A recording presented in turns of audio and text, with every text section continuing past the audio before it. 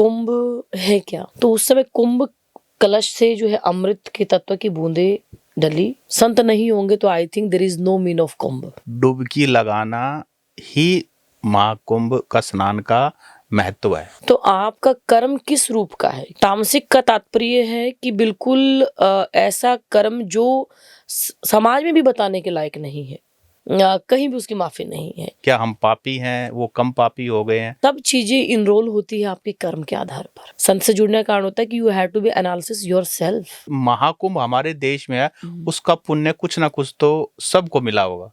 हाँ बिल्कुल, मृत्युलोक में जाना पड़ेगा। तो उन अकाल जो समय पे मृत्यु हुई उनका उद्धार करने के हेतु तो माँ गंगा ने कहा कि मैं तो मैली हो जाऊंगी, दूषित हो जाऊंगी, तो मैं कैसे होगा मेरा? तो विष्णु भगवान ने कहा नहीं, आपके अंदर डुबकी लगाएंगे, उस समय आपके पाप धुल जाएंगे, आप उसी प्रकार से पवित्र हो जाओगी जिस समय अब आप मेरे पास से जा रही हो। अगर देवी देवता वहां हैं तो ऐसा मिसमैनेजमेंट क्यों हुआ? इतने सारे लोगों की डेथ क्यों हुई? भगदड़ क्यों हुई? भगदड़ का रीजन हम लोग खुद हैं। और उस समय के अंदर पब्लिक के अंदर पेशेंस नहीं है। कहीं ना कहीं एक के व्यक्ति ने, किसी ने आवाज लगा दी, कहीं ना कहीं एंटी पॉलिटिक्स भी कहीं ना कहीं रीजन रहता है इसके अंदर। जहाँ साधु को संगम में स्नान कराना है वहीं पब्लिक है, बताइए आप। और पब्लिक सो रही है रोड के ऊपर और उनके ऊपर चढ़ गई वो। अब आप बताइए, जो व्यक्ति सो रहा है वो तो उठ ही नहीं पाएगा। वीवीआईपीओ के लिए गाड़ी जा रही है, पब्लिक वहां इंतजार कर रही है, उनका नंबर नहीं आ रहा। या आप मुख्यमंत्री हैं और आप भी तो एक नागरिक है ना सबसे पहले। और जहाँ तक गाड़ी की एंट्री की बात है, उनमें पास प्रोवाइड किए गए थे। अगर आप जाएंगे तो महर्षि वाल्मीकि जी भी, अगर आपने उनकी कथा सुनी होगी, तो पहले वो चोर थे। जो आप कर्म कर रहे हैं परिवार को पालने के लिए, क्या इस कर्म के अंदर पाप मिलेगा का पुण्य मिलेगा? तब महर्षि जी वाल्मीकि जी ने उनके जो है चरण पकड़े और कहा कि मेरे से बड़ा गलती हो गया, और उसी दिन से वो संत हो गए। तो उन्होंने कहा कि राम राम रटो आप। क्या रटना है? राम राम राम। तो ममता कुलकर्णी, अगर पुराना जीवन उनका वो कर्म था अभिनेत्री का, उन्होंने वो त्याग करके अगर वो अच्छा संत जीवन जी रही थी, साध्वी अच्छी थी या है आज के टाइम पे भी, तो वो जिए और पब्लिकली उस चीज को वो आती, तो फिर संत कहीं ना कहीं विरोध नहीं करते।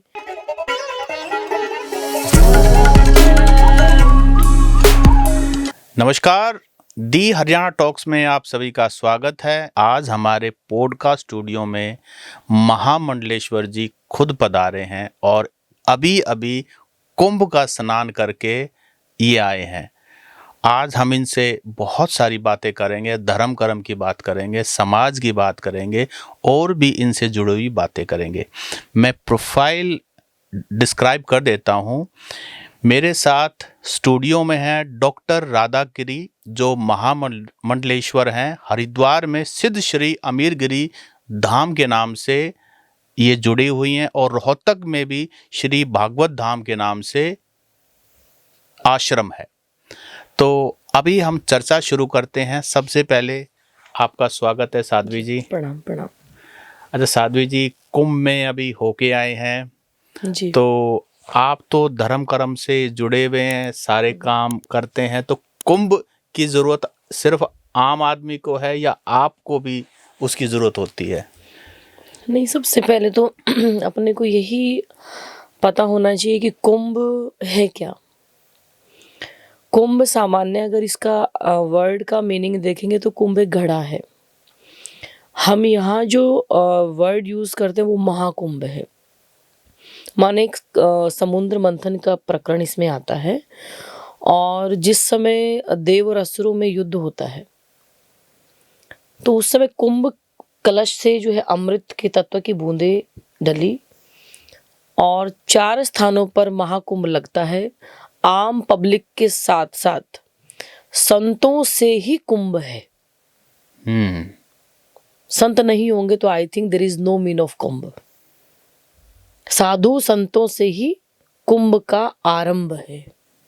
तो डेफिनेटली तो पब्लिक को तो तभी हेल्पफुल रहेगा ना जब संत वहां होंगे। हमें तो ये लगता था कि डुबकी लगाना ही महाकुंभ का स्नान का महत्व है। नहीं, डुबकी लगाना मात्र महाकुंभ का महत्व नहीं है। मैं ऐसा मानती हूँ कि मन की डुबकी अगर लगाएं तो दैट विल बी हेल्पफुल, वो हमारे लिए यूजफुल है। क्योंकि मन का अगर पाप नहीं मिटा तो आप डुबकी फिर कहीं भी लगा लो, अभी सोशल मीडिया पर साध्वी जी एक वायरल है, आपकी तरह साध्वी हैं, काफ़ी पॉपुलर हैं, यूट्यूब फेसबुक पे आती रहती हैं। उन्होंने भी यही कहा है कि सिर्फ डुबकी लगाने से पाप वो मिटेंगे जो अनइंटेंशनली आपसे हुए हैं, लेकिन आप पाप करके जाओ और फिर डुबकी लगा दो, वो नहीं होने वाला। आपकी क्या राय है इस बारे में? नहीं, देखिए ये तो बिल्कुल फैक्चुअल चीज़ें हैं कि अगर हम मनसा वाचा कर्मणा 3 प्रकार का हमारा कर्म होता है। हर चीज़ को भगवान श्री कृष्ण ने भगवत गीता में लिखा है कि सत्व, रजो और तम, सात्विक, राजसिक और तामसिक। तो आपका कर्म किस रूप का है, किस कैटेगरी में आपका कर्म आता है? सात्विक है आप, राजसिक है कि आप तामसिक है? तामसिक का तात्पर्य है कि बिल्कुल ऐसा कर्म जो समाज में भी बताने के लायक नहीं है। ठीक है। रजोगुण है कि जिसमें हमारा निजी स्वार्थ जुड़ा होता है और हम कर्म करते हैं। सात्विक ये है कि जो निस्वार्थ भाव का कर्म है, कि जिसमें मेरा कोई सेल्फ, मेरा कोई मोटो नहीं है और हम समाज के लिए कर्म करते हैं, वो सात्विक कर्म है। तो अगर आप सात्विक, राजसिक और तामसिक प्रवृत्ति में अगर आप कोई कर्म करते हो, तो मैं मानती हूँ कि उसका शायद कहीं भी उसकी माफ़ी नहीं है। वो चाहे आप कहीं भी चले जाओ, माता पिता माफ़ कर देंगे, गुरु मूर्ति माफ़ कर देंगी, सब कर देंगे, परंतु कर्म आपका, आपको उसके हिसाब से आपको दंड मिलेगा, ये तय है। महाकुंभ में आप हो गए, हम तो मौका नहीं मिला महाकुंभ में जाने का। तो जो लोग महाकुंभ में डुबकी लगा के आए हैं, संगत साधु की संगति में रह के, उनमें और हमारे में क्या फर्क है? क्या कोई दोनों में फर्क है? क्या हम कम पुण्य हैं और जो डुबकी लगा के आए हैं क्या वो ज़्यादा? क्या हम पापी हैं, वो कम पापी हो गए हैं? नहीं, ऐसा तो नहीं है, लेकिन फ़र्क ज़रूर है। आप लोग नहीं पहुंच पाए और कुछ लोग पहुंच पाए, तो डेफिनेटली फ़र्क है। परंतु मैं फिर कहूँगी कि सब चीज़ें इनरोल होती है आपके कर्म के आधार पर। आप यहाँ बैठे हैं और आप प्रभु का नाम ले रहे हैं, आप अपना कर्म अच्छा कर रहे हैं, और एक व्यक्ति वो लोग भी हैं जो महाकुंभ में गए हैं, डुबकी भी लगाई है, संतों के सानिध्य में भी रहे हैं, संतों की चरणों की धूल में भी लेटे हैं, और वहाँ जाकर भी अगर वो चोरी कर रहे हैं, अगर चोरी मात्र पैसे का चोरी नहीं है, चोरी आपके मन की भी है। आप विचार शुद्ध नहीं कर पा रहे हैं, आप अपना आचरण शुद्ध नहीं कर पा रहे हैं, आप दिखावे के रूप से बड़े भगत हैं, आप बहुत बड़े श्रद्धालु हैं, आपके अंदर श्रद्धा अपार है, बट आप अपने आप को इंटरनली चेंज नहीं कर पा रहे हैं। साधु से जुड़ने का कारण क्या होता है? संत से जुड़ने का कारण होता है कि you have to be analysis yourself. So आप उस काम को ना करके हम मात्र रील से संबंधित रह गए हैं। तो ये सब चीज़ें मैं मानती हूँ कि फिर वहाँ जाना और ना जाना दोनों एक जैसा, फिर आई थिंक आप लाख गुना अच्छे हैं। जी, हम अपना कर्म बड़ी ईमानदारी से कर रहे हैं, यानी कि जो जैसे किसान है, किसान अपना कर्म कर रहा है, हाँ। जवान सरहद पे अपना कर्म कर रहा है, मौका नहीं मिला उनको जाने का, ड्यूटी ऐसी बाध्यता रही, तो यानी कि उनको भी महाकुंभ हमारे देश में है, उसका पुण्य कुछ ना कुछ तो सबको मिला होगा। हाँ, बिल्कुल। पुण्य देखो, संत कभी एक व्यक्ति विशेष के लिए नहीं सोचता है।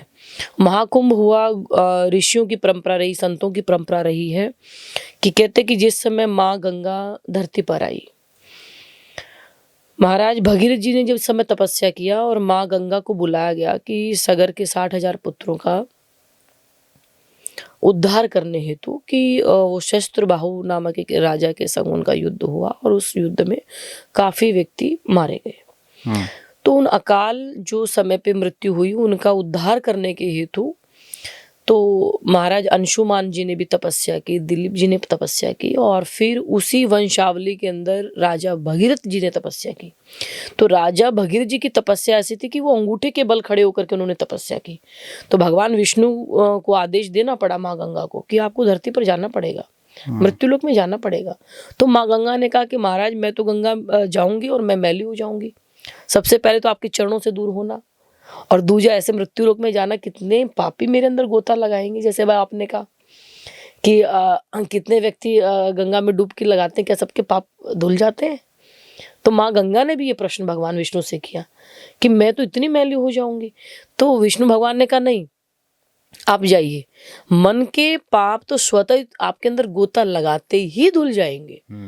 आप खुद भी इस चीज़ का रियलाइज़ कीजिएगा प्रैक्टिकल कि आप जब माँ गंगा में प्रवेश करते हो, गोता लगाते हो, तो आई थिंक 100 में से 99 व्यक्ति हर हर गंगे, हर हर महादेव सबकी भली मनोकामना करेगा। आप उस समय नहीं सोचेंगे कि फला का ऐसा हो जाए।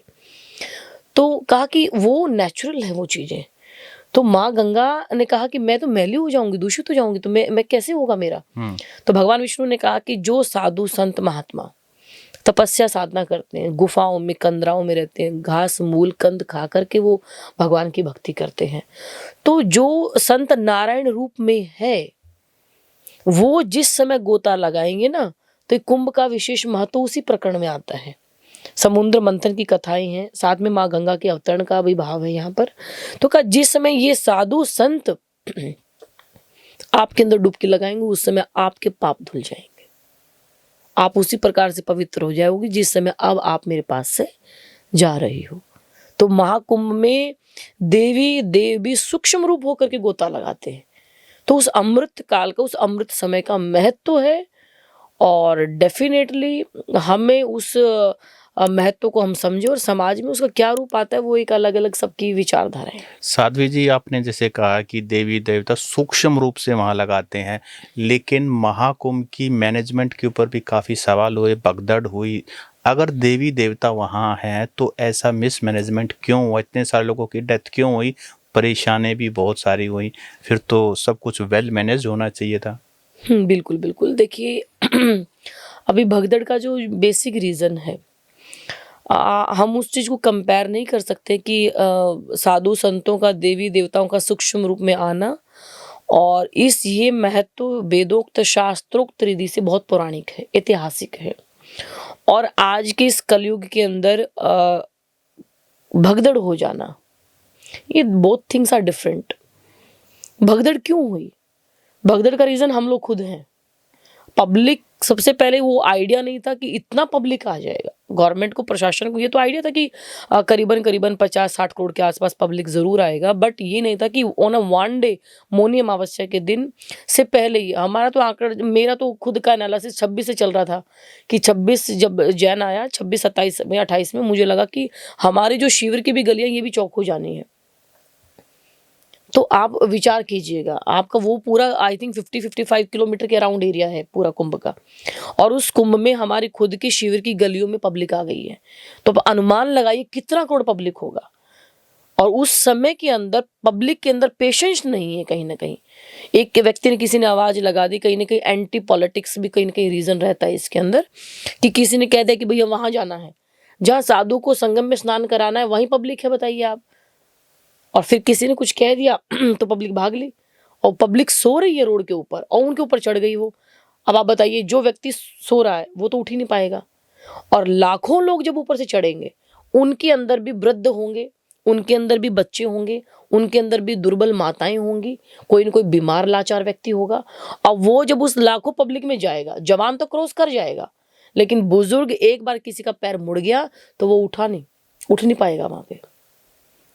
तो मैं कहती हूँ प्रशासन का मिसमैनेजमेंट तो नहीं कह सकती हूँ, बट इतना पब्लिक जाना, और दूसरा रूल रेगुलेशन को फॉलो नहीं करना। जो गाइडलाइन दी गई पब्लिक ने उसको फॉलो नहीं किया। एक कारण और भी आ रहा है कि वीवीआईपीओ के लिए गाड़ी जा रही है, पब्लिक वहाँ इंतजार कर रही है, उनका नंबर नहीं आ रहा। ये भी तो आप देखिए ना, वो तो भगवान का घर है, वहाँ सब बराबर होने चाहिए। बिल्कुल बिल्कुल। देखिए बराबर तो होने चाहिए, बट ये भी तो नहीं कह सकते ना कि आप भले ही वीवीआईपी हो, मीन्स आप गवर्नर हैं या आप मुख्यमंत्री हैं, और आप भी तो एक नागरिक है ना। सबसे पहले आपकी भी अपनी एक आस्था है, आपकी भी इच्छा है कि मैं भी महाकुंभ के अंदर स्नान करूं, बट वो आम पब्लिक के बराबर नहीं माना जाता। क्यों नहीं माना जाता ये आप भी जानते हो।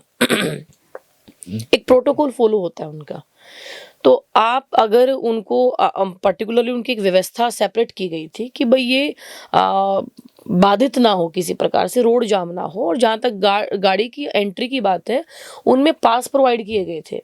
संतों की गाड़ी, हम सब संत, जितने भी महात्मा संत पहुंचे होंगे, सभी को गाड़ी का पास अवेलेबल हुआ है कि साधुओं के लिए कुंभ लगा है। साधु ही अगर 6 घंटा जाम में खड़ा होगा तो डुबकी कौन लगाएगा? तो कहीं ना कहीं संतों के लिए व्यवस्था की गई। हाँ, ये प्रशासन का मुझे बहुत अच्छा एक नियम लगा कि संतों के पास भी स्नान से 2 दिन पहले रद्द कर दिए गए। स्नान के दिन भी और स्नान से पहले भी। पगडंड के बाद हुआ ये तो? नहीं भाई साहब, पहले भी? आई हैव अ कार्ड इन माई, अभी भी मेरे पास गाड़ी में है जी। उस कार्ड में आपको डेट मेंशन की हुई है, पहले से मेंशन है वो, और 2-2 दिन आपका पहले से दिया हुआ है, और फिर लास्ट में भी लिखा हुआ है कि according to the situation, according to the public rush, these rules should be cancelled और मे बी कैंसल, कि वो आपके कैंसिल कर दिए जा सकते हैं, और ज़रूरी नहीं है कि आपको गाड़ी की एंट्री मिल जाएगी। अगर आप साधु हैं तो आप, अगर 29 का स्नान है, 14 मकर संक्रांति का स्नान था, 3 का बसंत पंचमी का स्नान था, पर्व स्नान हुए, संत हैं, तो आप फिर पब्लिक में क्या कर रहे हो? आप तो अपने साधना में गंगा जी पे होने चाहिए ना, तो उस दिन तो आपको पास की जरूरत ही नहीं है। तो मैंने वीवीआईपी का पूछा, साधु संत तो समझ में आता है, क्योंकि ये सारा का सारा महाकुंभ का महत्व ही संतों से है। वीवीआईपी जैसे कोई कहीं का कलेक्टर है, कोई एमपी है, कोई एमएलए है, उनका परिवार है, परिवार का फिर गाड़ी का दोस्त पास, है। मुझे जहाँ तक नॉलेज में है, गाड़ी के पास ज्यादातर संतों को और प्रशासन के कार्यकर्ताओं को, और मे भी हो सकता है कि वीवीआईपीज को भी कार्ड अलग अलग सेपरेट कैटेगरीज के वाइज उनको डिस्ट्रीब्यूट हुआ होगा। तो मेन रीजन यही है कि उससे पब्लिक में कई तरह की कोई प्रॉब्लम ना हो, उस हिसाब से प्रशासन ने उसको मैनेज किया। अच्छा, साध्वी जी, महामंडलेश्वर, आप महामंडलेश्वर हैं। टीवी पे तो हमने महामंडलेश्वर को बहुत देखा है। अभी महाकुंभ में ही एक बहुत पॉपुलर फिल्म एक्ट्रेस ममता कुलकर्णी को भी शायद यही ओहदा मिला था, जहाँ तक मुझे याद है। तो ये महामंडलेश्वर की थोड़ा समझाइए, कौन होते हैं, कि इनकी श्रेणी, इनके कैसे मिलता है ये टाइटल? एक्चुअली ऐसा, ये मेन हमारा महामंडलेश्वर की जो उपाधि है, हमारे जूना अखाड़े में एक श्रेष्ठ उपाधि में से एक उपाधि आती है, और आचार्य हमारे जूना पीठाधीश्वर महामंडलेश्वर परम पूजनीय स्वामी अवधेशानंद गिरी महाराज के द्वारा, और हमारे जो संरक्षक मंडल के मेन मुख्य अध्यक्ष हैं हमारे जूना अखाड़े के श्रीमंत हरिगिरी जी महाराज, हमारे सभापति जी श्रीमंत प्रेमगिरी जी महाराज, और कैबिनेट में और भी बहुत सारे मेंबर्स हमारे जूना अखाड़े के रहते हैं। 50 से 52 राउंड के मेंबर्स होते हैं, हमारी महासभा होती है। तो 13 अखाड़ों में सबसे जो श्रेष्ठ अखाड़े का नाम आता है, आपने भी सुना होगा, श्री पंचदशनाम जूना अखाड़ा है। और व्यक्ति की विद्वता के अनुसार वो कितना नॉलेज रखता है, कितना वो सोसाइटी से कनेक्टेड है, कितना वो सनातन धर्म के लिए कार्य करता है, तो उसके अकॉर्डिंग जो है ये उपाधि महामंडलेश्वर की दी जाती है। तो अगर हम थोड़ा सा आम आदमी को समझाने के लिए करें, अगर जैसे एक यूनिवर्सिटी सिस्टम है, तो यूनिवर्सिटी में महामंडलेश्वर किस डेजिग्नेशन के अकॉर्डिंग होगा? हालांकि कंपैरिजन नहीं हो सकता, लेकिन एक आम आदमी की समझ के लिए। नहीं, कंपैरिजन तो खैर किसी अदर पोस्ट से तो हम इसको नहीं कर सकते हैं, क्योंकि ये संतों के और हमारे गुरुजनों का एक ये कैबिनेट के हिसाब से अपने अपने पद का डिस्ट्रीब्यूशन है, और आम फिजिकल वर्ल्ड के अंदर इस पद को तो मैं कंपेयर नहीं करूँगी, किसी भी पद से नहीं करूँगी। हाँ, बट ये आप कह सकते हो कि जैसे आप किसी कॉलेज में हैं या कहीं पर हैं, प्रिंसिपल हैं, वाइस प्रिंसिपल हैं, या किसी यूनिवर्सिटीज़ में चांसलर हैं, वाइस चांसलर हैं, तो आप वीसी के अकॉर्डिंग या उसके कंपैरेटिवली आप ले सकते हो। तो ममता कुलकर्णी को ये कैसे मिल गया? It's a very hot topic. हाँ, ये तो है। 2 ही टॉपिक है, ममता कुलकर्णी और आई18 बाबा महाकुंभ का। जी। तो ममता कुलकर्णी का जी ऐसा कि वो एक किन्नर अखाड़ा सेपरेट है, और किन्नर अखाड़े के अंदर उनका महामंडलेश्वर का जो पट्टाभिषेक किया गया, आपने देखा भी होगा। तो हमारे जूना अखाड़े का उसमें कितना क्या था वो मेरे हिसाब से नहीं दिखता है, क्योंकि आप वीडियोस देख सकते हैं, फोटोज देख सकते हैं, और उस समय अखाड़े का उनका अपना सेल्फ का उनका निर्णय रहा, उन्होंने उनको बनाया। बाद में फिर उनको जो है चर्चा में आया कि वो कुछ संतों ने उसका जो विरोध किया गया, उसके पास्ट को लेकर के विरोध किया गया, और कहा गया कि भाई इस उपाधि के काबिल वो नहीं है, तो किस तरीके से महामंडलेश्वर बना दिया गया। तो कुछ संतों ने अपनी राय दी, अपने विचार रखे, फिर उनको बाद में रिज़ाइन, उन्होंने खुद रेजिग्नेशन लेटर दिया। हालांकि किन्नर अखाड़े ने, जहाँ तक मेरी नॉलेज में, अभी तक उनका रेजिग्नेशन रिसीव नहीं किया है। और संतों में विरोध अभी भी है उस चीज़ का, ऐसा नहीं है, क्योंकि कुछ चीज़ें ऐसी होती है ना कि आप पद किस हिसाब से दे रहे हैं, आप किस व्यक्तित्व को दे रहे हैं। पास्ट मैटर नहीं करता है। पास्ट देखिए, अगर आप जाएंगे तो महर्षि वाल्मीकि जी भी, अगर आपने उनकी कथा सुनी होगी, तो पहले वो चोर थे, वो डाकू थे एक। और जब उनका एक संत से समागम हो गया, और जब उन्होंने वो आते जाते रास्ते में जितने भी राहगीरी होते थे उनको मारते पीटते कूटते, और जो उनसे होता वो छीन लेते, अलग सुनसान जगह में बैठते थे। अभी तो आप देखेंगे हर 5 किलोमीटर पे कहीं ना कहीं आपको होटल्स मिल जाता है, कहीं ना कहीं आपको व्यवस्था हो जाती है, फैसिलिटीज़ मिल जाती है। मॉडर्नाइजेशन बहुत रेज अप कर गई है। लेकिन पुराने समय पे आपको देखेंगे, आप 100-100 200-200 किलोमीटर तक कोई आसपास में कोई जंगल में कोई दिखाई नहीं देगा। तो दूर के राहगीर, तो महर्षि वाल्मीकि जी जो है इस तरह का वो आचरण करते थे। अब जो एक संत उनका आना हुआ, उनकी झोली उन्होंने छीनी, उनका पटका छीन लिया। तो उन्होंने कहा कि अरे आप ये क्या कर रही हैं? तो उन्होंने कहा जी मेरा कर्म है, मुझे घर पालना है, मुझे परिवार पालना है। तो संत ने कहा तुम झोली रख लो, जो रखना है रख लो, कुछ करने की ज़रूरत नहीं है, हम तो बाबा जी हैं। लेकिन पहले अपने परिवार से पूछो तो सही, जो आप कर्म कर रहे हैं परिवार को पालने के लिए, क्या इस कर्म के अंदर पाप मिलेगा का पुण्य मिलेगा? पुण्य का तो कोई मतलब ही नहीं बनता। आप इतने लोगों की आत्मा दुखा रहे हो, आप मार पीट कूट रहे हो, तो क्या इसमें आपको पुण्य मिलेगा? नहीं। तो बोले अपने परिवार से जाके पूछो तो सही, क्या इसमें वो भागीदार होंगे? तो जब वाल्मीकि जी ने, महर्षि जी ने आकर के पूछा कि ऐसा ऐसा है, तो क्या तुम मेरे पाप में भागी हैं? माता पिता ने कहा कि हम उसके जिम्मेवार हैं जब आपको पाल पोस के बड़ा किया है, वो उस कर्म तक के हम रिस्पॉन्सिबल हैं। पत्नी ने कहा कि मैं घर छोड़ करके आई हूँ, पहले माता पिता के सानिध्य में थी, अब तुम्हारे सानिध्य में, तुम कहाँ से रोटी खिला रहे हो मुझे मैटर नहीं करता है, और जो भी है वो आपके सिर मत्थे है। तब महर्षि जी वाल्मीकि जी ने उनके जो है चरण पकड़े और कहा कि मेरे से बड़ा गलती हो गया, और उसी दिन से वो संत हो गए। उसी दिन से उस जोगी के उन्होंने पांव पकड़े और कहा कि प्रभु मुझे तो कोई ऐसा मंत्र दीजिए, मेरा तो कोई भी नहीं है, मैं जिनके लिए कमा रहा हूँ, जिनके लिए इतना बड़ा कुकर्म कर रहा हूँ, तो मैं तो इतना पाप कमा लिया, तो मेरा तो कहाँ मैं भवसागर से पार हो जाऊंगा, तो मेरे लिए कोई मुक्ति बताइए, कोई रास्ता बताइए। तो उन्होंने कहा कि राम राम रटो आप। क्या रटना है? राम राम। अब संत जो हैं बोल करके चले गए, लेकिन महर्षि वाल्मीकि जी ने क्या किया, सारी जिंदगी फिर जो है वो जो आचरण उन्होंने जिया हट करके जीवन को, तो मारा पीटा, तो मरा मरा मरा मरा, राम राम भूल गए। और महात्मा जी ने क्या मंत्र दिया था, रात्रि में जाकर के सुबह हुआ, सुबह हुई और बात गायब हो गई। तो मरा मरा रटा उन्होंने, लेकिन मरा मरा में भी उनका भाव क्या था? राम से मतलब मरा मरा मरा मरा इकट्ठा बोलोगे देन आप कह रहे हो कि वो राम आ रहा है, बट उस मरा शब्द के अंदर उन्होंने राम को पाया।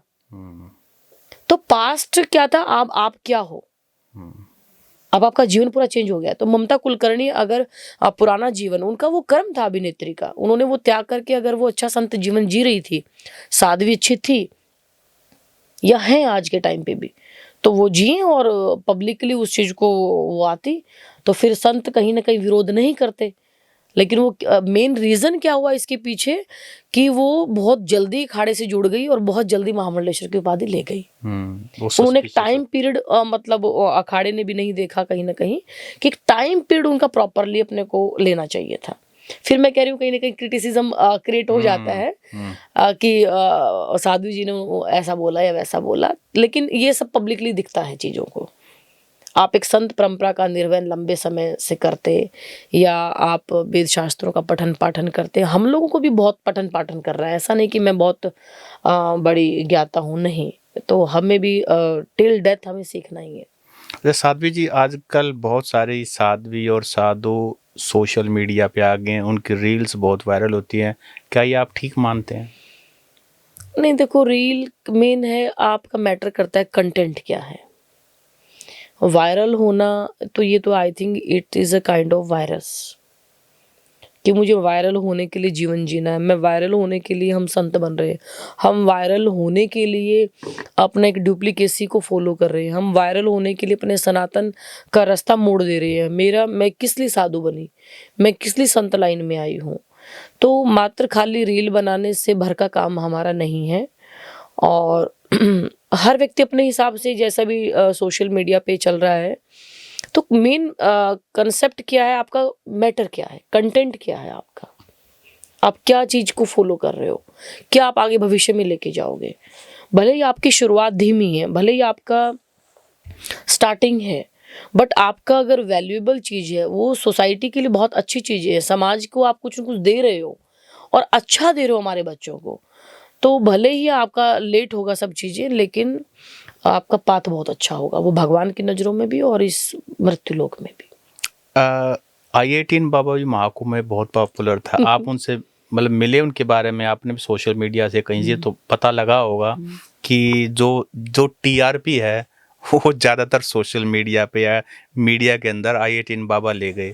उनका आचरण कुछ था, क्योंकि यहाँ झज्जर के गांव के पास के हैं उनके पिताजी जो हैं, उनका ये कहना था कि हम अपने बेटे को जो है इतना कुछ पढ़ाया लिखाया और सेवा करने के टाइम पे वो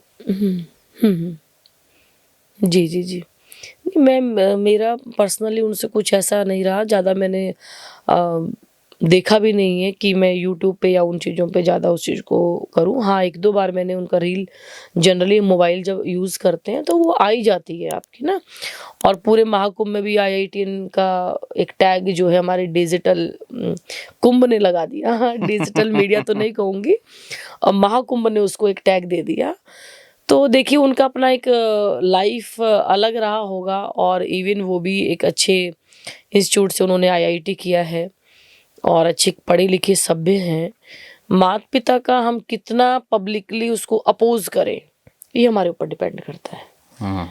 क्योंकि जब आपको सुनने वाले 5 व्यक्ति हैं तो आप अपने हृदय की बात को रखते हो। आपके पास पीछे जब आपके 50 लोग हैं तब भी आप अपने हृदय की बात रख सकते हो, लेकिन जब आपसे 5 लाख लोग आपके बैक में हैं, ठीक है, मैं ये नहीं कहती आप डुप्लीकेसी को फॉलो करें, बट उतने लोगों के माता पिता के उन बच्चों के ऊपर क्या असर जाता है, वो भी बहुत बड़ा मैटर करता है। माता पिता ने हमारे साथ क्या व्यवहार किया, ठीक है, वो कहीं ना कहीं आपके माइंड में मान लो है, तो उसको हम अगर पूरा जीवन उसी को लेकर के चलेंगे, अगर हम सब चीजें उसी के ऊपर लेते हुए चलेंगे, तो फिर मुझे लगता है शायद संन्यास लाइन से हम हट जाते हैं, मेरे हिसाब से। जी, आप का पूरा नाम लगाते हैं डॉक्टर राधाकृष्ण। डॉक्टर आप क्या असली वाले डॉक्टर हैं, पढ़ाई वाले डॉक्टर हैं, पीएचडी वाले डॉक्टर हैं, कौन से डॉक्टर? हम, मेरा फिलॉसफी जो आप सही जा रहे हैं, स्टडी की लाइन में मेरा डॉक्टरेट है, मेरा पीएचडी है श्रीमद् भगवत गीता से, गुरुकुल कांगड़ी यूनिवर्सिटी हरिद्वार से। और उससे पहले पोस्ट ग्रेजुएशन और बाकी चीज़ें? हाँ, मेरा बीएससी अपने मेरा जन्म नगरी रोहतक ही है, और मेरा ग्रेजुएशन पंडित नेकीराम आपकी इधर पावर हाउस। जी जी जी जी। तो आप यहीं पढ़े हैं? हाँ, मेरा यहीं से क्वालिफिकेशन लगभग यहीं से है। मास्टरी मेरा बायोकेमिस्ट्री से यहीं रहा, मेरा एमएससी जूलॉजी देहरादून यूनिवर्सिटी से हुआ, और एक एमएससी मेरा होलिस्टिक हेल्थ यौगिक साइंस वो उत्तराखंड यूनिवर्सिटी से हुआ। बीएड एमएड मेरा यहीं आपके रोहतक एमडी यूनिवर्सिटी से है। ओवरऑल जितना एजुकेशन मैंने किया डीएनएचई मेरा है, डाइट न्यूट्रिशन हेल्थ एजुकेशन का, तो कुल मिलाकर के लगभग ऑलमोस्ट क्वालिफिकेशन मेरा रोहतक से। तो उसके बाद तो असिस्टेंट प्रोफेसर बनने के लिए आपको कंपटीशन एग्जाम देने थे, तो आप ये 7वीं वाली लाइन में कैसे? नहीं, एग्ज़ाम मैंने दिए भी और क्वालिफाई भी हुए। पेरेंट्स जो हैं उन्होंने काफ़ी इम्पोज भी किया। प्राइवेट सेक्टर में भी अर्निंग के मेरे पास बहुत सारे स्कोप थे, मैंने अर्न भी करीबन 4 साल में 40-50 लाख के नियर में पहुंच गई थी उस समय भी। मेन है कि आपके पास गट्स अगर हैं, स्किल्स आपके पास हैं, तो आप कहीं भी मार नहीं खा सकते, चाहे आप संन्यास की लाइन में हो, चाहे आप गृहस्थ जीवन में हो, कहीं भी है, you should have the guts, वो होना चाहिए। तो साधु लाइन में प्रारब्ध कहीं ना कहीं रहता है, संस्कार रहते हैं। तो कैसे शुरुआत कहाँ से हुई? क्या ये स्कूल लाइन में, कॉलेज लाइन में? अब आप रिफ्लेक्ट करते हो पीछे जाके कि मेरी शुरुआत तो वहीं से हो गई थी, इस लाइन की तरफ मुड़ना है मुझे जीवन? नहीं, एक होता है संत, कोई बनता है सडनली बनता है, फिर कहीं ना कहीं तुलनात्मक भाव आ जाता है। कोई लोग व्यक्ति ना दुखी होकर के बाबा बनते हैं, परिवार से दुखी हो गए हैं, माँ बाप से दुखी हो गए हैं, वो हमें इम्पोज कर रहे हैं कि नहीं आपको ये काम करना, नहीं वो करना है, और उसका कहीं भी मन नहीं लग रहा है, या आपका कोई लवर केस था और वो नहीं हो, आपका पूरा ध्येय पूरा नहीं हो पाया, तो आपकी जो है कोई प्रेमिका चली गई, तो तब आप बाबा जी बन गए हो, है ना। अभी आपने एग्जाम्पल दिया जैसे कईयों का। तो मेन रीज़न है आप बने कैसे हो, कहाँ से बने हो। सडनली आपको भगवान के दर्शन हो गए, फिर आप साधु बन गए हो। तो मेरा ऐसा कुछ नहीं रहा है। मेरे नाना जी एक मुख्य मैं कहूँगी, मेरा पौधा जो अंकुरित हुआ, बीज अंकुरित हुआ, वो मेरे नाना जी से हुआ। मेरे नाना जी और हमारे जो दादा गुरुजी हैं, वो आपस में एक पारिवारिक एक गाँव से ही लगते सीम है गाँव की। तो उनका और मेरे दादा गुरुजी का बहुत गहन प्रेम था। तो मैं बचपन में एक बार हमारे दादा गुरु सिद्ध श्री बाबा अमीर गिरिज महाराज, बहुत सिद्ध मूर्ति हुए हैं वो, और भिवानी डिस्ट्रिक्ट में उनकी समाधि स्थल है। तो हमारे दादा गुरुजी को मैंने एक बार दर्शन किया बचपन में, 5 से 6 साल की उम्र में। उसके बाद हमारे दादा गुरुजी का शरीर पूरा हुआ 97-98 जैन के अंदर हुआ। देन उसके बाद हमारे गुरु महाराज श्रीमंत विनोद गिरी जी महाराज हुए। परंतु मामा जी के यहाँ जाने का कितना सौभाग्य मिलता है वो आप भी जानते हैं। समर वेकेशन होती है, आप तभी जा पाते हो। तो बाल्यावस्था में एक बार दर्शन हुआ। देन उसके बाद पुनः से कभी 10-15 साल के बाद जब एक ऐसा मैं कहूँगी मेरा ही सौभाग्य रहा होगा कि मामा जी के यहाँ जाना हुआ, और हमारे जब दादा गुरुजी की जगह हमारे गुरुजी आ गए थे, श्रीमंत विनोद गिरी जी महाराज, तो वो उस समय गाँव में आते थे। तो मेरे नाना जी के संग दोबारा फिर जाना हुआ मामा और नाना के संग में, तो गुरु महाराज से दर्शन मेला हुआ। परंतु हमारी फैमिली बिल्कुल इन चीज़ों से कोई रिलेट नहीं कर रही थी। मेरे पिताजी पुलिस डिपार्टमेंट में रहे, 2017 में वो रिटायर हुए यहाँ से। तो मेरे पिताजी का तो कोई लेना देना नहीं था। वो सोचते कि नहीं नहीं बाबा सब ऐसे ही होते हैं और कि क्योंकि आप देखेंगे अपने इसमें सराउंडिंग में कि वकील के पास और पुलिस वाले के पास, तीसरा डॉक्टर के पास व्यक्ति अच्छी हालत में नहीं जाएगा। तो उनके जो ब्रेन है ना, वो उनकी लाइफ स्टाइल से वो उनको हैबिट ऐसी हो जाती है। तो उनको लगता है कि नहीं नहीं नहीं महात्मा सब लोग बाइक पे जा रहे हैं, कोई या हो रहे हैं, तो उनके पास वो कुछ असले वसले पकड़ रहे हैं या कुछ सुल्फा वगैरह, सुल्फा गांजा किलो के अंदर या इस तरीके से हैं। तो उनको नेगेटिव लोगों से उनका इंटरेक्शन हुआ। और इवन मेरे फादर कहते थे कि नहीं मैं तो देखता हूँ कितनी बार सुबह सुबह शराब के ठेके पे लगे होते हैं लाइन में। तो कहीं ना कहीं उनका जो परसेप्शन था वो एक नेगेटिव हो गया था जॉब की वजह से। तो मैं हमारे फादर का कोई लेना देना नहीं था। तो मामा जी के यहाँ गुरु महाराज का दर्शन हुआ था एक बार। तो धीमे धीमे जब हम स्टडी के अंदर आए, पढ़ाई जो हम लोग कर ही रहे हैं, आपने भी पढ़ा होगा 8वीं-9वीं क्लास में, हिंदी के जो गद्य पद आते हैं अपने, सूरदास के दोहे आते हैं, मीराबाई का चरित्र आता है, तुलसीदास बाबा का चरित्र आता है। तो मेरे को रात में पढ़ने का मेरा एक रूटीन हैबिट आज भी है। तो वहाँ से जब तुलसीदास सूरदास बाबा की मैंने दोहे कहीं पढ़े, मीराबाई का चरित्र मैंने पढ़ा, तो वो मस्तिष्क पे रात्रि के समय में ऐसा छप गया ना कि मेरा जीवन बिल्कुल चेंज हो गया है। मेरा जो थॉट प्रोसेस था, तो मुझे लगा कि भक्ति जो है वो यही है। सूरदास जी महाराज नेत्रहीन थे और उन्होंने श्री कृष्ण भगवान को वो डेली श्रृंगार का दर्शन करते थे। तो वो कहाँ से वो चीज़ें, आप वहाँ साइंस फेल है आपका। तो वहाँ से मेरा अगर मैं असली मानूंगी, पहले मेरे नाना जी और दूसरा फिर जो मेरी पुस्तक हैं जो आध्यात्मिक जो मैंने पढ़ी, उन्होंने मेरा थिंकिंग प्रोसेस चेंज कर दिया। उसके बाद फिर 11th में मैंने मेडिकल साइंस लिया, 12th में मेरे फादर ने बायोलॉजी मेरा फेवरेट सब्जेक्ट रहा है, और स्टडी ऑफ लाइफ फिजिकल जो वर्ल्ड है उसके अंदर, और स्पिरिचुअल जो वर्ल्ड है उसमें मेरा भगवत गीता, श्रीमद् भगवत गीता का आई थिंक मेरे पास 98 का भी छोटा सा कैलेंडर, उस समय कैलेंडर बहुत छोटे आते थे, एक तरफ भगवान जी की तस्वीर होती थी और बैक साइड में आपका छोटे से उसमें कार्ड होता था। तो 97-98 की मेरे पास कार्ड आज भी रखे हुए हैं। 2002 का कैलेंडर भी अभी भी मेरे पास मिल जाएगा। तो भगवत गीता से मेरा जुड़ाव उस समय पे हुआ। भगवत गीता प्लस मेरा हिंदी की जो पुस्तकें हम लोग पढ़ते हैं वो, थर्ड मेरे नाना जी के माध्यम से मेरे को स्पिरिचुअल इन्वायरमेंट मिलना, लेकिन बहुत कम मिलता था क्योंकि फैमिली जो मेरी खुद की फैमिली, फादर की तरफ से किसी का कोई कनेक्शन नहीं था संतों से। और सडनली ऐसा हुआ कि हरिद्वार नगरी में मेरी माताजी ने पूर्णिमा का स्नान बोले हुए थे 1 साल के लिए। तो गुरु महाराज ने वहाँ फक्कड़ों के लिए बहुत उन्होंने सेवा वो कर रहे थे, भंडारा प्रसादी लगा रहे थे। तो वहाँ मैंने देखा कि ये जो है संत जो है गुरु महाराज मैंने देखे हुए हैं, कहीं देखे हुए। मैंने अपनी मम्मी से बोला कि आप पूछो कि आपके गाँव की तरफ से तो नहीं है ये महात्मा, मैंने देखे हैं कहीं पे। तो मेरी माँ ने कहा हाँ, यहाँ कहाँ से आएँगे? मैंने कहा पूछो तो सही। तो पिताजी से मेरी मम्मी भी डरती बोली, क्योंकि पिताजी का कोई लिंक नहीं है उन चीज़ों से, डर था उस चीज़ का। तो उन्होंने पूछा तो गुरु महाराज ने कहा कि हाँ, मैं उन्हीं गुरु परंपरा से हूँ। तो काफ़ी उनसे वार्तालाप उस समय हुई। तो वहाँ हमने देखा कि साधु संग्रह की तरफ चल रहा है। और ये साधु हमारे गुरु महाराज ऐसे थे कि आप 20 घाटों पे आज भी जा करके अगर हरिद्वार में पूछोगे श्रीमंत विनोद गिरी जी महाराज के बारे में, तो 20 घाटों के साधु संतों को अन्न देना है या उनको वस्त्र देना है या उनको रहने के लिए कुटिया बनाना है संतों की, जो भजनानंदी महात्मा है उनकी व्यवस्था करना है। तो उन्होंने पूरा जीवन संकल्प रखा उन चीज़ों का। तो कहीं ना कहीं प्रारब्ध होता है। और इतनी शायद पढ़ाई लिखाई भी मेरी इसी वजह से होगी कि मेरे पेरेंट्स पहले एग्री नहीं थे जी, सन्यास के लिए। तो आपने इंतजार किया, मैंने वेट किया।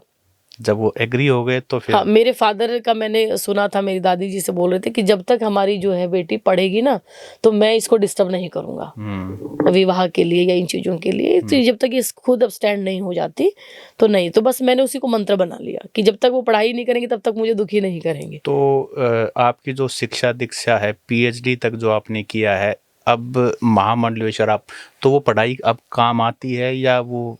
हाँ, नहीं, आपकी शिक्षा खाली आपका अर्निंग नहीं है, पेट से नहीं है। आज के समय में, आज के युग में हम शिक्षा को मात्र मनी से रिलेट कर रहे हैं, परंतु शिक्षा वो अनमोल रत्न है जो आपके हृदय में छप गया, जो आपके बुद्धि मन मस्तिष्क में आ गया, वो आपको एक अच्छा ह्यूमन बीइंग बनाती है, वो आपको एक अच्छा वेल बीइंग बनाती है। मनुष्य हैं हम, वो आभास आपको शिक्षा ही देती है। अंधकार दूर करती है। अंधकार तो ऑटोमेटिकली आप किसी भी चीज को स्टडी कर रहे हो, रीड आउट कर रहे हो, तो शायद जितना पढ़ करके व्यक्ति अपने बुद्धि विवेक को जागृत करता है। विवेक शब्द एक अलग है, बुद्धि शब्द अलग है। बुद्धि तो मतलब हम रोटी बना रहे हैं, खा रहे हैं, वो तो बुद्धि है। वो शायद गाँव की हर माताओं को आपसे ज्यादा अच्छी बाजरे की रोटी बनानी आती है, हमें नहीं आती वो। तो विवेक अर्थ होना एक अलग। विवेक आपको मिलता है शिक्षा से। तो ये जो शिक्षा जितनी हमने ग्रहण की है या कोई और भी व्यक्ति ग्रहण करता है, जब तक हम टिल डेथ, हम जब तक जीवित रहेंगे तब तक हमारे जीवन में एक अनमोल गहना है। और हर व्यक्ति को शिक्षित होना जरूरी है। और धर्म से दिशा मिलती है। हाँ, धर्म से दिशा कह सकते हो आप। धर्म से तो मैं कहूँगी कि पूरा जीवन मिलता है, आपको जीवन जीने का मूल्य मिलता है। धर्म से आप क्यों सर्वाइव कर रहे हो, आपको धर्म से मिलता है। साध्वी जी, कभी ऐसा हुआ है कि अब आप इस धर्म वाली लाइन में हैं, कभी आपकी कोई पुरानी क्लासमेट मिल गई, आपके कोई टीचर मिल गए, ऐसा संयोग आंखें मिल गई, आपके सामने आ हाँ, गए, हुआ है। तो फिर अगर टीचर रहे हैं तो फिर क्या होता है? अब भी आप जैसे पहले गुड मॉर्निंग सर या वो ऐसा क्या होता है, मतलब उस थोड़ी सिचुएशन थोड़ी ऑकवर्ड हो जाती है? पहले सर और मैडम के अलावा कोई तीसरा वर्ड नहीं था। और कलीग्स भी, कॉलेज फ्रेंड्स भी, और हमारे स्कूल के भी जो क्लासमेट्स में भी रहे, इवन मेरे जो फैमिली मेम्बर्स हैं वो भी मिलते हैं। तो कभी कभार जैसे भी मिलना होता है तो एक देखिए बैक जो मोमेंट है वो तो याद आता है। एक बार तो रिफ्लेक्ट, एक बार तुरंत इमेजिनेशन आपका होगा, इसमें कोई दो राय नहीं है। बट वो सेटअप है, माने आपको एक तो होता है ना कि मेरे को फॉलो करना पड़ रहा है, दैट मीन्स आप उसके अंदर नहीं जी रहे हो। और सबको मालूम है, वो पुराने हिसाब से बोलते हैं, उनको मालूम है कि वो भैया नहीं बोलेंगे।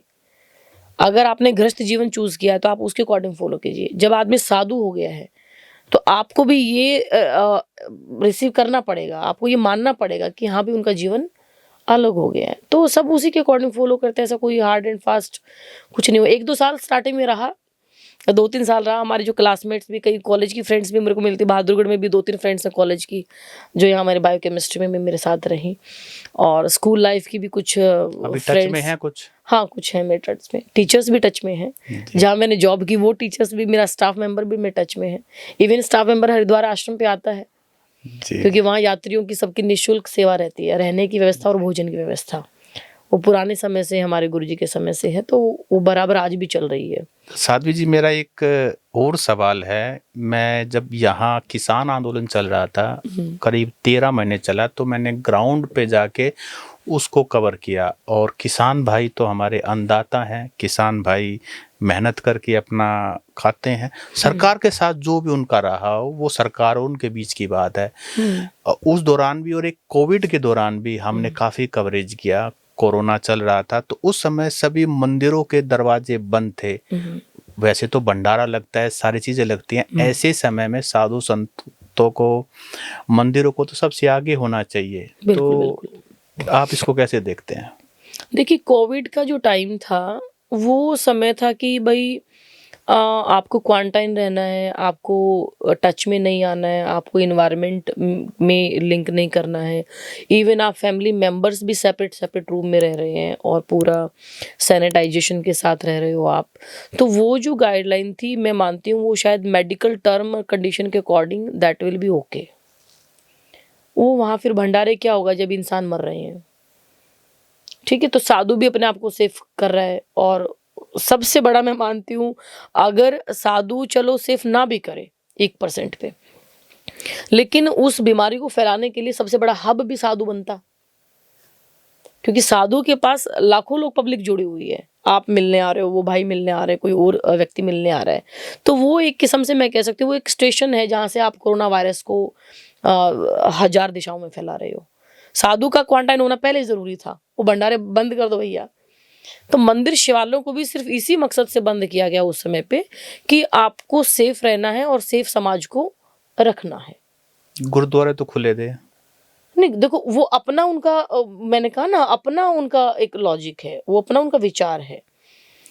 ये मैं आपकी बात मान सकती हूँ कि आप सैनिटाइजर को फॉलो करके, या आप थोड़े से मेडिकल इक्विपमेंट्स है या मेडिकल डॉक्टर्स की टीम है, आप वो अगर आपके पास व्यवस्था है, आप उसको लेकर के आप बराबर उस चीज़ को चला सकते हो। अब मैं उसी पॉइंट पे आ रही हूँ, ये जो चीज़ें वो सब संतों ने नहीं की है।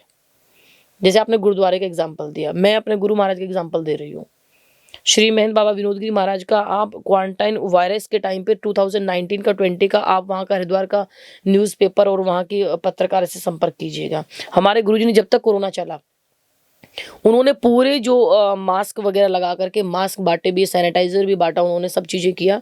और बराबर इतना जितना टाइम कोरोना का चला, उन्होंने घाट पे रहने वाले सभी साधु संतों को लंगर की व्यवस्था दी है, भोजन की व्यवस्था दी है, क्योंकि आप तो अपने घर में बना के खा रहे हो, मैं अपने घर में बना के खा रही हूँ, सब लोग अपने अपने घर में बना करके पा रहे हैं। भले ही आपको सब्जी का सप्लाई कम मिल रहा है, आपको दूध का सप्लाई कम मिल रहा है, तो कम से कम आपके घर में दाल तो है, आपके घर में आटा तो है। जो साधु फक्कड़ महात्मा घाटों के किनारे बसे हुए हैं, गंगा के किनारे कितने हजारों महात्मा बसे हुए हैं, वो कहाँ जाएंगे? उनके तो भंडारे भी बंद हो गए। हरिद्वार में बहुत बड़े बड़े आश्रम है, सब जगह भंडारे लंगर चलते हैं, अब वो मंडलियां बंद हो गई हैं। तो उस समय संत क्या करेगा? भजन भी तभी होगा ना, कहते हैं कि भूखे भजन ना हो गोपाला, ये लो अपने कंठी माला। जी। तो अब वो भजन कैसे होगा? भजन तो पेट के अंदर हो रहा है। तो उस समय मैं कहती हूँ, मैं अपने गुरु महाराज की बड़ा उनको प्रणाम करती हूँ आज भी उनको आत्मा से, कि उन्होंने उस समय पे उन्होंने अपने जान को नहीं उन्होंने देखा कि मैं जीऊंगा कि मरूंगा। और हम आने वाले जितने भी भगत मंडली थी सबको बोल दे कि भैया हरिद्वार में मत प्रवेश करना। हरिद्वार में आप आ जाओगे तो आपको आश्रम में एंट्री नहीं मिलेगी।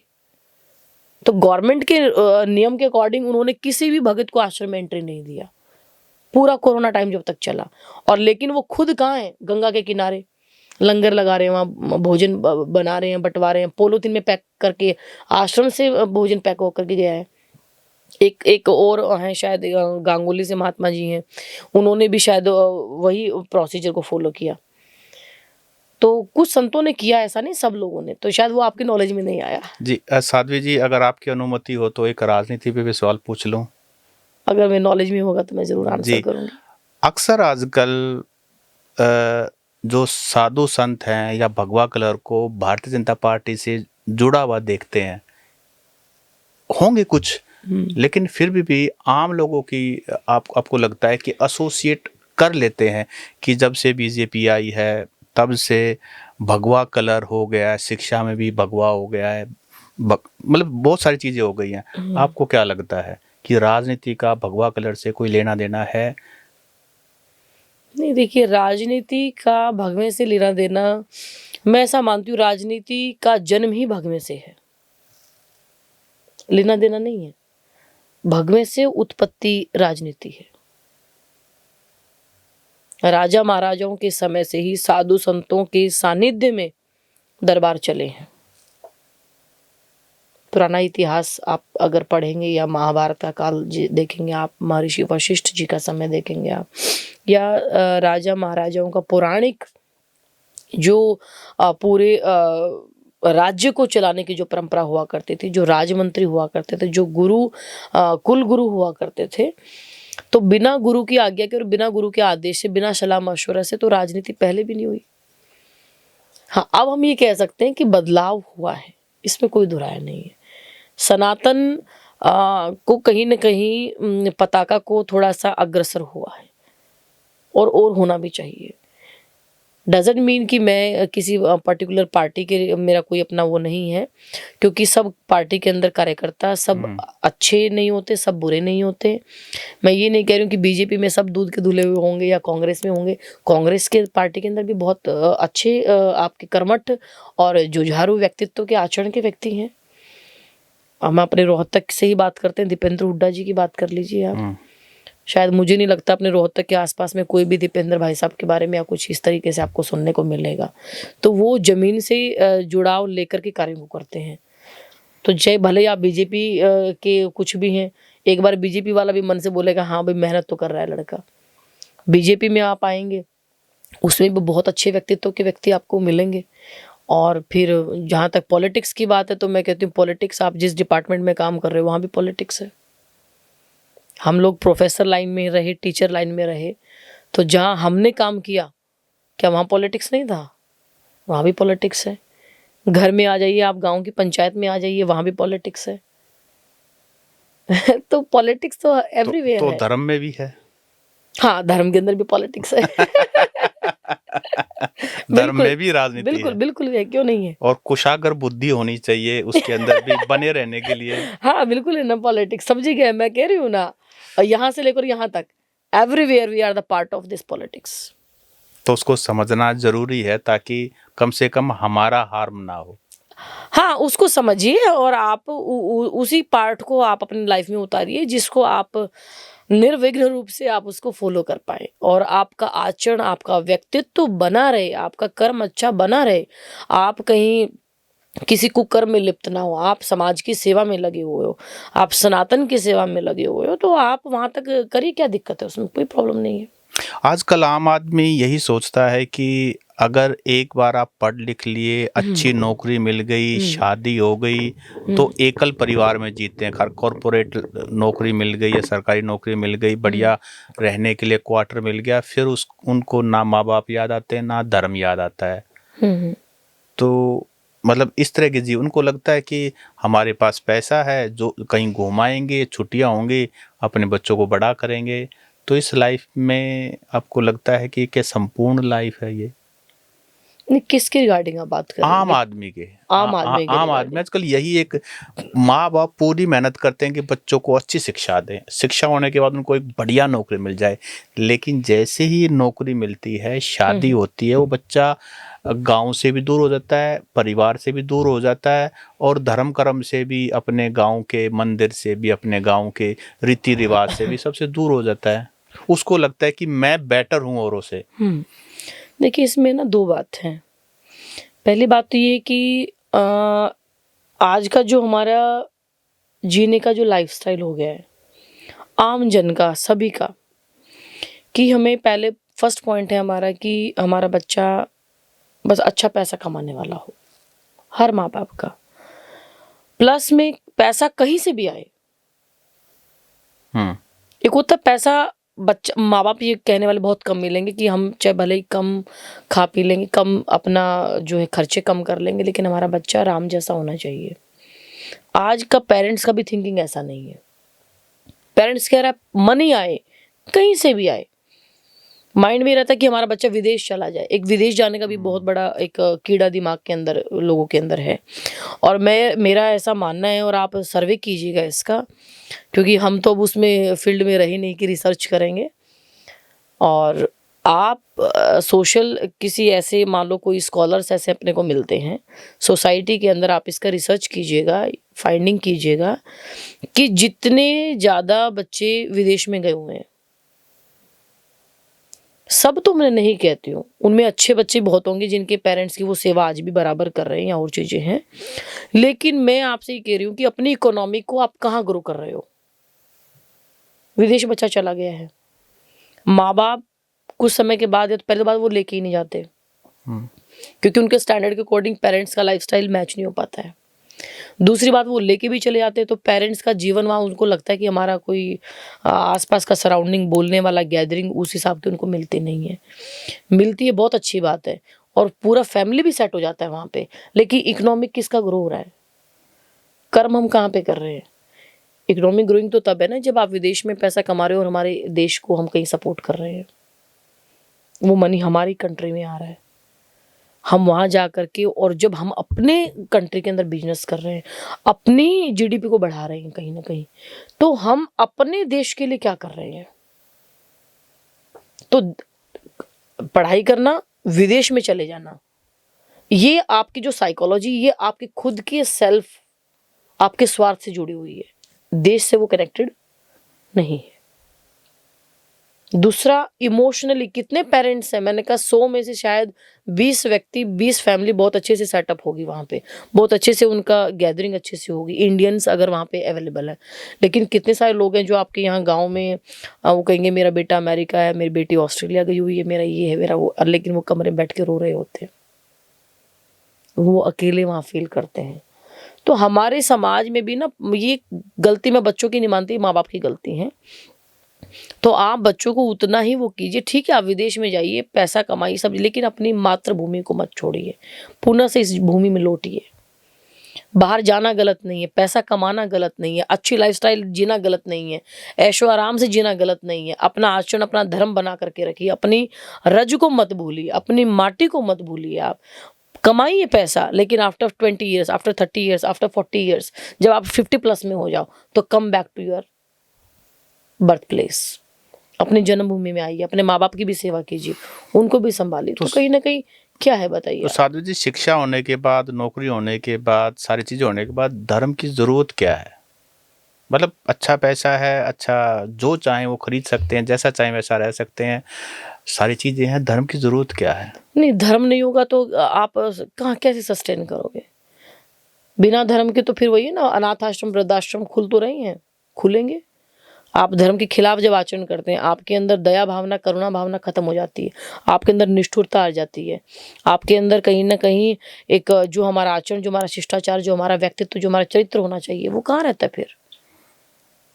धर्म में जीना और धर्म में मरना तो हमारे शास्त्र, हमारे बड़े बुजुर्ग सिखा करके गए हैं। खाली पेट भरना और ये तो जानवर भी जीता है।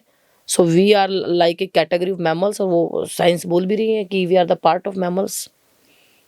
तो हम तो एनिमल ही है ना फिर एक किस्म जब से। आप जोलॉजी पढ़ रहे थे तो उसमें एक डायसेक्शन होता है, वो किया था उस समय आपने? हाँ किया था, बिल्कुल किया था। मेंढक का करते हैं, रैट का, मेंढक का, एक हडनेरिया, एक सी एनिमल होता है। जी जी जी। जी। तो वो सारा कुछ आपने किया था, हाँ लेकिन वो सांसारिक जीवन में था सब कुछ। हाँ, वो एक नॉलेज, वो पार्ट ऑफ सब्जेक्ट है, तो उसके अकॉर्डिंग करना ही होता है वो सब चीजें। नॉलेज तो लेना जरूरी है। जी जी जी। तो साध्वी जी, आप हमारे पॉडकास्ट स्टूडियो में आए, हर चीज का, कुंभ से लेकर के किसान का, धर्म कर्म, शिक्षा का, सब चीजों के बारे में आपने हमें अवगत करवाया। आपको बहुत बहुत धन्यवाद। प्रणाम प्रणाम, धन्यवाद।